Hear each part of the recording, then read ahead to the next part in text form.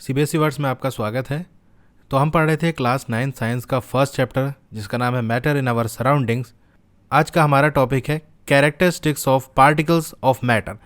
तो हमने ये जान लिया था कि जो मैटर है वो बहुत छोटे छोटे पार्टिकल्स से मिलकर बना है।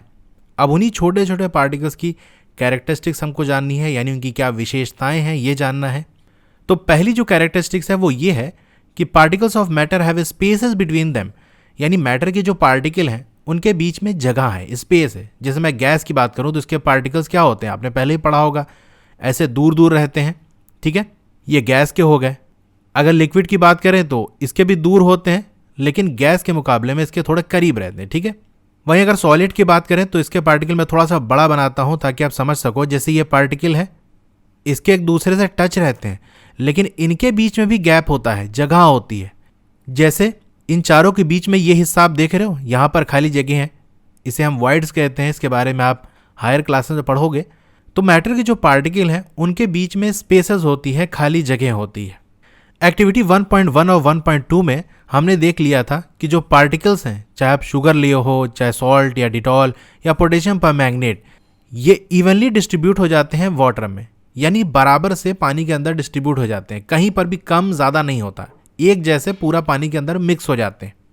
इसी तरीके से जब हम चाय बनाते हैं या कॉफ़ी या लेमनेड, जिसे हम नींबू पानी कहते हैं, जो भी बनाते हो, तो उसमें होता क्या है, जो पार्टिकल्स होते हैं एक तरह के मैटर के, वो दूसरे तरीके के मैटर के पार्टिकल्स के जो स्पेस होती है, जो खाली जगह होती है, उसमें चले जाते हैं। ठीक है, जैसे आपने मिल्क लिया तो मिल्क के जो पार्टिकल हैं उनके बीच में जगह होगी। ठीक है, जैसे मिल्क के पार्टिकल हैं, इसके बीच में जगह होगी।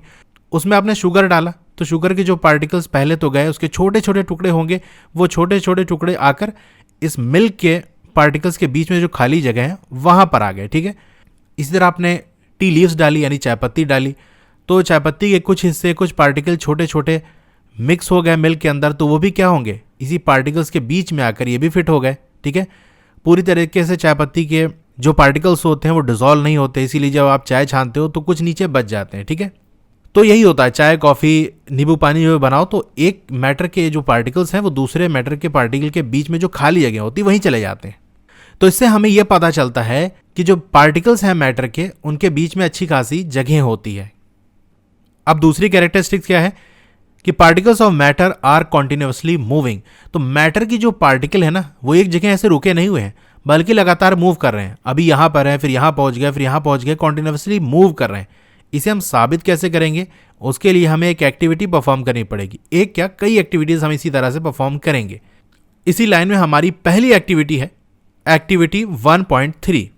अब इस एक्टिविटी में हमको करना यह है कि इंसेंस स्टिक, यानी जो आपकी अगरबत्ती होती है, उसको लेना है अनलेट, यानी जली हुई ना होनी चाहिए। ऐसे ही हमने ले लिया और आपकी जो क्लास है उसके एक कोने में आपने लगा दिया। भैया टीचर से पूछ लेना, नहीं तो टीचर अगर पीटेगा तो मुझसे मत कहना। तो अगरबत्ती आपने लगा दिया। ठीक है, how close do you have to go near it so as to get the smell. उस अगरबत्ती के कितने करीब आप जाओ कि उसकी महक सूंघ सको। तो आपको बहुत ज़्यादा करीब जाना पड़ेगा, अपनी नाक बिल्कुल उस अगरबत्ती के करीब ले जाओगे, तभी आप उसकी महक को सूंघ पाओगे, जब अगरबत्ती जल ना रही हो। ठीक है, उस केस में अब क्या करो, अगरबत्ती को जला दो। यहाँ भी टीचर से पूछ लेना क्या होता है, यह आपको देखना है। क्या आप दूर बैठे हुए आपको क्या उस अगरबत्ती की महक आ सकती है, जो भी ऑब्जर्वेशन है उसे आप रिकॉर्ड करो। तो पहले केस में हमने देख लिया, जब अगरबत्ती नहीं जल रही थी तो बहुत ज़्यादा करीब हमको जाना पड़ा था, तब जाके उसकी महक हमको आई। लेकिन जब अगरबत्ती हम जला देंगे तो हम काफ़ी दूर भी बैठे होंगे तो अगरबत्ती की महक हमको आ जाएगी।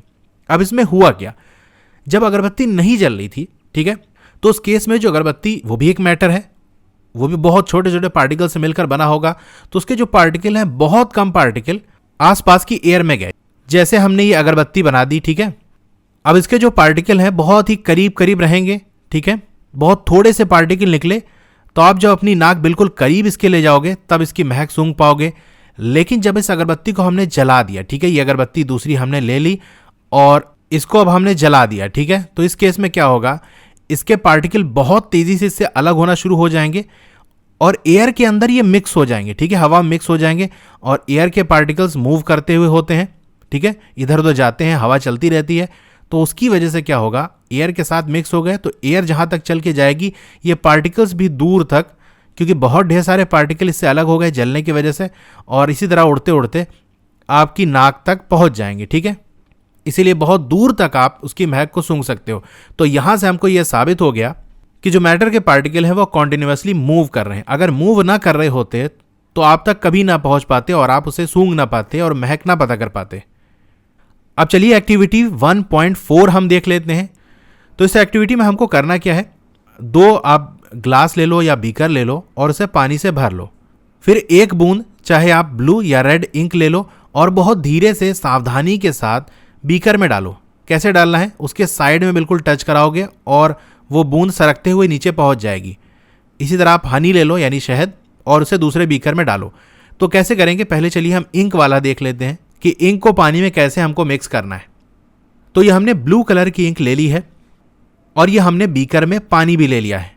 अब एक बूंद ब्लू इंक को हमको निकाल के इस बीकर के अंदर डालना है, ठीक है। तो सिरिंज की हेल्प से मैं यहाँ पर एक बूंद ड्रॉप करूँगा और जैसा कहा गया है कि डायरेक्ट पानी में ना आए बल्कि साइड में इसको टच कराकर यहाँ बूंद हमें बीकर के साइड में टच करानी है ताकि वो धीरे धीरे बहुत ही सावधानी के साथ सरकते हुए पानी में बहुत आराम से जाके टच करे। तो ये हमारे साइड में ड्रॉप हमने लगा दी है। अब देखोगे बहुत धीरे धीरे अपने आप ये सरकते हुए पानी कांटेक्ट में जाएगी ताकि अचानक से ये पानी में ना टच करे। और ये आप देख सकते हो पानी में ये बहुत आराम से घुली है और आप देख सकते हो यहाँ पर ये डिज़ोल्व होने लगी, ठीक है। ये इंक पूरी तरह से पानी में फैलने लगी। ग्रेविटी की वजह से ये थोड़ा नीचे की तरफ पहले जा रही है लेकिन ये पानी में धीरे धीरे मिक्स हो जाएगी। अब हमें क्या करना है, इसे बिना कुछ डिस्टर्ब किए, चाहे आप घर पे हो या क्लास में हो, जहाँ पर भी हो, एक कोने में आप इसे रख दो और जो ऑब्जर्व हो रहा है आप उसे रिकॉर्ड करो। तुरंत आपको क्या ऑब्जर्व होगा जब आप इंक को ड्रॉप करोगे, तो हमें तुरंत क्या ऑब्जर्व हुआ कि जो इंक के पार्टिकल्स है वो बहुत तेज़ी से पानी के अंदर फैलने लगे, घुलने लगे। तो अब यहाँ कह रहा है कि कितने घंटे या कितने दिन लगेंगे कि जो इंक का जो कलर है वो पूरी तरह से बराबर से पानी के अंदर डिस्ट्रीब्यूट हो जाए, कहीं कम ज़्यादा ना हो, पूरी तरह से एक ही कलर अच्छे से मिक्स हो जाए। तो कितने घंटे और कितने दिन लगेंगे, तो चलिए हम थोड़ा वेट कर लेते हैं और देखते हैं कितनी देर के बाद ये कलर होता है। ऊपर से भी आप देख सकते हो कि किस तरह से डिज़ोल्व हो रहा है, पानी के अंदर घुल रहा है। तो 10 मिनट हो गए हैं। 10 मिनट में आप देख सकते हो ये अब पूरी तरह से बराबर से डिस्ट्रीब्यूट हो गया है, पूरी तरह से इंक बराबर से घुल चुकी है। तो इसे पूरी तरह से इवनली डिस्ट्रीब्यूट होने में जो पार्टिकल्स है 10 मिनट लगे। इसी तरह हमें हनी का भी करना है, शहद भी लेना है। लेकिन शहद में एक प्रॉब्लम मेरे साथ ये आ रही थी कि एक बूंद शहद को जब मैं पानी में डाल रहा था तो वो बूंद पता नहीं चल रही थी कहाँ गई, क्योंकि मैंने बिल्कुल ओरिजिनल हनी यूज़ किया है। मार्केट वाले का कुछ अलग वैल्यू आ सकती है।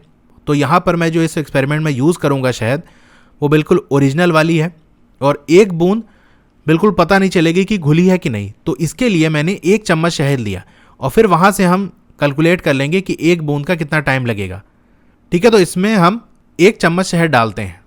ये आप देख सकते हो 1 चम्मच शहद हमने डाली और ये नीचे बैठ गई। तो हमसे यहाँ हनी के बारे में भी यही पूछ रहा था, what do you observe immediately after adding a drop of honey. तो 1 बूंद शहद डालोगे तो क्या होगा, तो आप सही से देख सको, इसीलिए हमने 1 बूंद की जगह 1 चम्मच लिया है।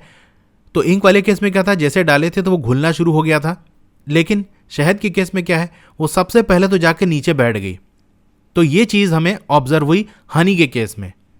तो शहद डालने के बाद ये मैंने साइड से फ़ोटो ली है इसकी, आप देख सकते हो नीचे साइड में एक लेयर बनी हुई है, ये पूरी शहद की लेयर है। फिर इसको मैंने छोड़ दिया। अब 1 घंटे के बाद मैंने जब देखा तो साइड से इतना समझ में नहीं आ रहा था, क्योंकि वो लेयर काफ़ी पतली हो गई थी। इसीलिए मैं फ़ोटो नीचे साइड से मैंने लिया है, बीकर के नीचे से। तो आप देख सकते हो यहाँ बहुत पतली सी लेयर बनी हुई है, ठीक है। बहुत सी शहद घुल चुकी होगी पानी में, लेकिन अभी भी कुछ हिस्सा इसके बच गए हैं। ये साइड से एक एंगल से मैंने लिया है तो थोड़ा सा आपको देख सकता है। फिर ये 2 घंटे के बाद मैंने इमेज ली है, मैं इसे थोड़ा जूम करता हूँ। आप देख सकते हो कि यहाँ पर साइड में बहुत हल्का सा शहद अभी बची हुई है। ये 2 घंटे बाद की इमेज है, बीच साइड में भी आप थोड़ा सा देख सकते हो। फिर ये इमेज मैंने 3 घंटे बाद ली थी और 3 घंटे के बाद ये पूरी तरह से जो शहद थी वो डिज़ोल्व हो चुकी। आप देख सकते हो ये नीचे साइड में भी कुछ नहीं बचा और मैंने इसे बाहर निकाल के भी अच्छे से देख लिया, ऊपर से भी कुछ नज़र नहीं आ रहा था। यानी 3 घंटे लगे 1 चम्मच शहद को इस पानी के अंदर घुलने में। तो हमने पानी तो दोनों में सेम लिया था, इंक और हनी दोनों वाले केस में, लेकिन इंक हमने 1 बूंद डाली थी और हनी हमने 1 चम्मच डाली थी। 1 चम्मच शहद को घुलने में करीब 3 घंटे लग गए। तो इस हिसाब से हम सॉल्युबिलिटी अगर 1 बूंद शहद की कैलकुलेट करें तो लगभग आधा घंटा लगेगा। ठीक है, आधा घंटा लगेगा शहद को इतने पानी में जो हमने लिया था घुलने में। वहीं हमने देखा था कि 10 मिनट के अंदर इंक घुल गई, तो इंक ज़्यादा तेज़ी से घुल गई, लेकिन शहद को घुलने में ज़्यादा टाइम लगा।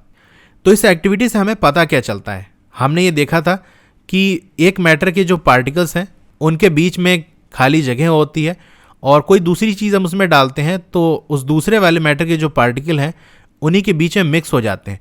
अब ये मिक्स होने का जो टाइम है वो अलग अलग सब्सटेंस का अलग होता है। कुछ सब्सटेंस होते हैं वो बहुत तेज़ी से मिक्स हो जाते हैं और कुछ ऐसे होते हैं जो बहुत धीरे धीरे से मिक्स होते हैं। तो जैसे कि इंक वाले केस में हमने देखा था, इंक के पार्टिकल वाटर के पार्टिकल्स के बीच में बहुत तेज़ी से घुल गए, 10 मिनट के अंदर पूरी इंक घुल गई। लेकिन शहद के जो पार्टिकल थे, हनी के जो पार्टिकल थे, उनको टाइम लगा, वो बहुत धीरे धीरे से घुले, इसीलिए जो एक बूंद शहद थी उसे घुलने में आधा घंटा लग गया। तो यहाँ आकर हमारी ये एक्टिविटी कंप्लीट हो जाती है। अब चलिए हम एक्टिविटी 1.5 कर लेते हैं। तो इस एक्टिविटी में हमको क्या करना है, क्रिस्टल लेना है, यानी दाना लेना है, चाहे आप कॉपर सल्फेट ले लो या पोटेशियम परमैंगनेट ले लो। उसे एक ग्लास गर्म पानी में डालना है, ग्लास ले सकते हो, बीकर ले सकते हो। तो एक दाना, यहाँ पर हम इस एक्टिविटी में पोटेशियम परमैंगनेट का यूज़ करेंगे। ठीक है, आप कॉपर सल्फेट भी यूज़ कर सकते हो। तो एक दाना यानी एक क्रिस्टल गर्म पानी में और एक क्रिस्टल ठंडे पानी में आपको डालना है। तो यहाँ पर हमने 2 बीकर लिया है, लेफ्ट साइड में हमारे कोल्ड वाटर है और राइट साइड वाले बीकर में हॉट वाटर है। दोनों का लेवल सेम है, 80 ml है, आप देख सकते हो। और ये 2 हमने क्रिस्टल लिए हैं पोटेशियम परमैंगनेट के। क्रिस्टल का साइज़ भी देख सकते हो, दोनों का साइज़ बराबर है। अब इसे एक को ठंडे वाले और एक को गर्म वाले पानी में डालना है। तो यह हमने डाल दिया दोनों में। अब देखोगे राइट साइड वाले में देखो, जो कलर है वो बहुत तेज़ी से ऊपर की तरफ जा रहा है। अगर लेफ्ट वाले से हम कंपेयर करें तो राइट साइड वाले में बहुत तेज़ी से कलर फैल रहा है।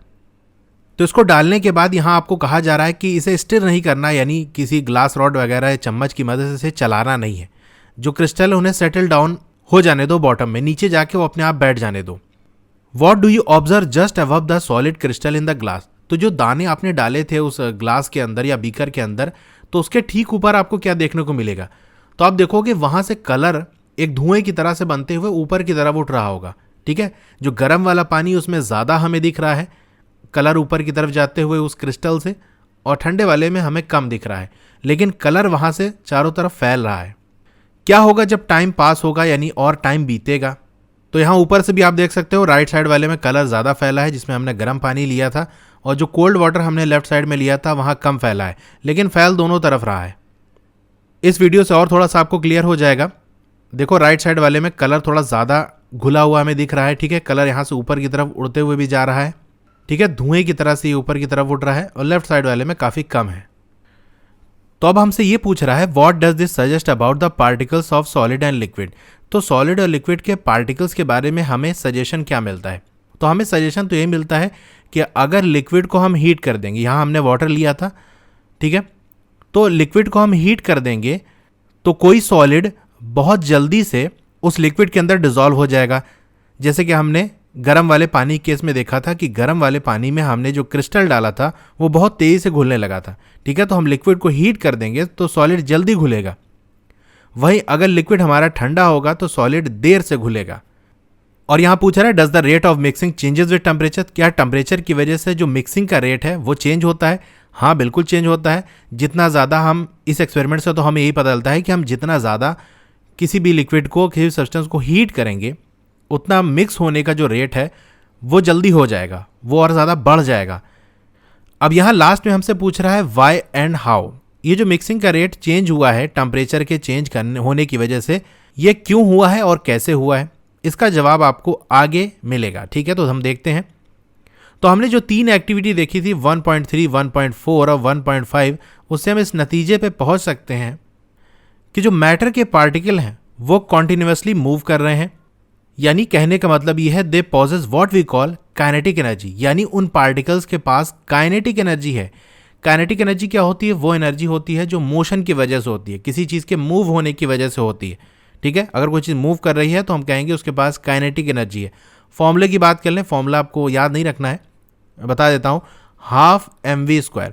जहाँ m क्या है? मास है, कोई चीज़ है उसका कोई वजन होगा ना, कितने किलो की है, कितने ग्राम की है, तो ये मास हो गया और v हो गई आपकी वेलोसिटी। तो अगर किसी चीज़ की वेलोसिटी ज़्यादा होगी, बहुत तेज़ी से इधर उधर मूव करेगी, तो हम कहेंगे इसके पास काइनेटिक एनर्जी ज़्यादा है। ठीक है, तो ये होता है काइनेटिक एनर्जी का फॉर्मूला। ठीक है, v ज़्यादा तो काइनेटिक एनर्जी भी ज़्यादा होगी। तो जब हम टेम्परेचर को बढ़ाते हैं तो पार्टिकल क्या करते हैं, और तेज़ी से मूव करने लगते हैं। तो हम इससे कह सकते हैं कि जब हम टेम्परेचर को इंक्रीज़ करते हैं तो काइनेटिक एनर्जी भी इंक्रीज़ कर जाती है। क्यों इंक्रीज़ कर जाती है? क्योंकि वेलोसिटी बढ़ जाती है और वेलोसिटी के बढ़ने की वजह से काइनेटिक एनर्जी बढ़ जाती है। तो ऊपर की 3 एक्टिविटीज़ के अंदर हमने एक और चीज़ ऑब्जर्व की, वो ये कि जो मैटर के पार्टिकल हैं वो आपस में इंटरमिक्स, यानी अपने आप में ही, जैसे 2 चीज़ हमने डाली तो 2 चीज़ें आपस में मिक्स हो गई, उसे हम कहेंगे intermix on their own with each other. अपने आप से भी मिक्स हो जाते हैं, हमें मिक्स करने की ज़रूरत नहीं है। जैसे कि हम पहले की एक्टिविटीज़ में क्या करते थे, मैंने एक्टिविटी में दिखाया था ग्लास रॉड से चलाकर मिक्स करके, लेकिन आज की जो हम एक्टिविटीज़ में देख रहे हैं उसमें किसी में मैंने ग्लास रॉड या चम्मच की मदद नहीं ली उसे मिक्स करने के लिए। जो इंक वाला एक्सपेरिमेंट किया था वहाँ भी देखो मैंने डाल के छोड़ दिया था और अपने आप वो मिक्स हो गया था। इसी तरह हनी भी अपने आप मिक्स हो गया था, और पोटेशियम परमैंगनेट का जो हमने लास्ट वाली एक्टिविटी में देखा था वो भी, और जो हमारा अगरबत्ती वाला, तो सारे केस में अपने आप ही मिक्स हो जा रहे थे। तो हमें ये पता लग गया कि जो पार्टिकल्स का मैटर है वो अपने आप ही मिक्स हो जाएंगे, आपको मिक्स करने की ज़रूरत नहीं है। कैसे मिक्स हो जाते हैं कि जो पार्टिकल्स के बीच में जो स्पेसेस है, खाली जगह है, वहाँ पर वो अपना धीरे धीरे पहुँच जाते हैं। अब ये जो इंटरमिक्सिंग है पार्टिकल्स की, इंटरमिक्स मतलब आपस में एक दूसरे के पार्टिकल एक दूसरे में मिक्स हो जाना। ठीक है, तो इंटरमिक्स कहते हैं। तो ये जो इंटरमिक्सिंग है पार्टिकल्स की 2 अलग अलग तरीके के मैटर की, ठीक है, जैसे हमने इंक और वाटर ले लिया या हमने पोटेशियम पर मैग्नेट और वाटर ले लिया, तो इनके जो पार्टिकल्स हैं इनका जो मिक्सिंग है जो अपने आप से होती है, हमने नहीं किया अपने आप मिक्स हो गए, ठीक है, हमने छोड़ दिया अपने आप वो मिक्स हो गए, तो ये इसे हम क्या कहते हैं, डिफ्यूजन कहते हैं। तो अगर डिफ्यूजन को हम सिंपल लैंग्वेज में कहें तो 2 मैटर के 2 सब्सटेंसेस के जो पार्टिकल्स हैं वो अपने आप से मिक्स हो जाएं तो उसे हम डिफ्यूजन कहते हैं। और हमने ये चीज़ ऑब्जर्व की कि जब हम किसी चीज़ को हीट करते हैं तो जो डिफ्यूज़न है वो और ज़्यादा तेज़ हो जाता है, यानी अपने आप से जो मिक्स होने वाला प्रोसेस है वो तेज़ हो जाता है। वाई डज दिस हैपन, ये होता क्यों है, इसे हम आगे देखेंगे। तो हम आगे भी एक्टिविटीज़ के अंदर इस चीज़ को डिटेल में डिस्कशन करेंगे, तो वहाँ आपको समझ में आएगा कि हीट करने की वजह से डिफ्यूज़न के जो प्रोसेस है वो फास्ट क्यों हो जाता है। ओके, तो आज के टॉपिक में इतना ही। आपको दूसरे सब्जेक्ट की वीडियोस देखनी है तो आप प्लेलिस्ट से जाकर देख सकते हो। प्लेलिस्ट कहाँ से मिलेगी उसकी बात कर लेते हैं हम। इसी तरह की और वीडियोस देखने के लिए या किसी और दूसरे सब्जेक्ट की और वीडियोस देखने के लिए आप यूट्यूब पे सर्च करना चैनल का नाम CBSE वर्ड्स, चाहे लोगो पे या फिर जहाँ CBSE वर्ड्स लिखा है उस पर आप क्लिक करोगे, फिर आपको होम वीडियो प्लेलिस्ट दिख रहा होगा, आपको प्लेलिस्ट पे क्लिक करना है, नीचे स्क्रॉल डाउन करना है और प्लेलिस्ट में आप नीचे जाके क्लास 9th वाला जो सेक्शन है वहाँ पर से साइंस को ओपन करके आप देख सकते हो। और दूसरा तरीका ये है कि आप वीडियो के नीचे राइट साइड कॉर्नर में एक एरो दी होगी, उस पर क्लिक करोगे तो डिस्क्रिप्शन ओपन हो जाएगा। डिस्क्रिप्शन में सारे प्लेलिस्ट के लिंक दिए हुए हैं, तो वहाँ से भी आप प्लेलिस्ट देख सकते हो। मेरा टेलीग्राम ग्रुप है, आप उसे भी ज्वाइन कर लो, फेसबुक पेज है उसे भी लाइक कर लो, सबका लिंक आपको डिस्क्रिप्शन में मिल जाएगा। तो आपको ये वीडियो कैसी लगी कमेंट करके ज़रूर बताइए, अच्छी लगी हो तो लाइक करिए और चैनल पर नए हैं तो सब्सक्राइब कर लीजिए। और उसके बगल में एक बेल का आइकन होगा, उसको दबा के ऑल पे क्लिक कर देंगे तो जब भी नई वीडियो आएगी आपको मैसेज आ जाएगा। ओके, तो फिर मिलते हैं अगली वीडियो में। Thank you.